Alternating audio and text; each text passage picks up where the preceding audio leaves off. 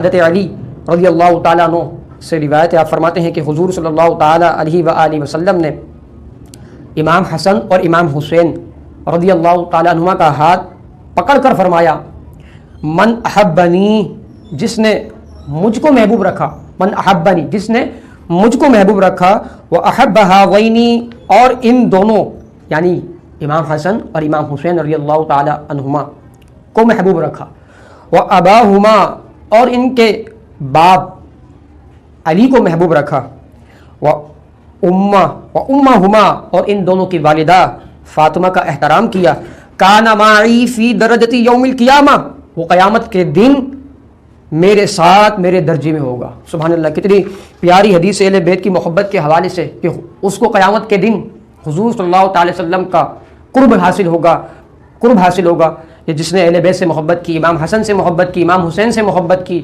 مولا علی سے محبت کی، خاتون جنت سیدہ فاطمہ الزہرا رضی اللہ تعالی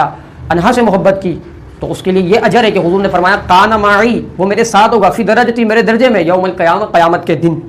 اسی طرح ایک اور حدیث جو ہے یہ ترمذی شریف کی ہے، حضرت اسامہ بن زید فرماتے ہیں کہ میں نے حضور صلی اللہ علیہ وسلم کو دیکھا کہ حسن اور حسین دونوں کو لیے ہوئے ہیں۔ سبحان اللہ، کیا منظر ہوگا، چشمے تصور میں اگر ہم سوچیں تو کیا منظر ہوگا کہ سرکار دو عالم صلی اللہ تعالیٰ علیہ وآلہ وسلم امام حسن اور امام حسین کو گود میں لیے ہوئے ہیں۔ تو آپ فرما رہے تھے گود میں امام حسن اور امام حسین کو گود میں لیے ہوئے تھے، اور آپ فرما رہے تھے یہ دونوں میرے اور میری بیٹی کے بیٹے ہیں، اے اللہ، اللہم، اے اللہ، انی احبہما، میں ان دونوں سے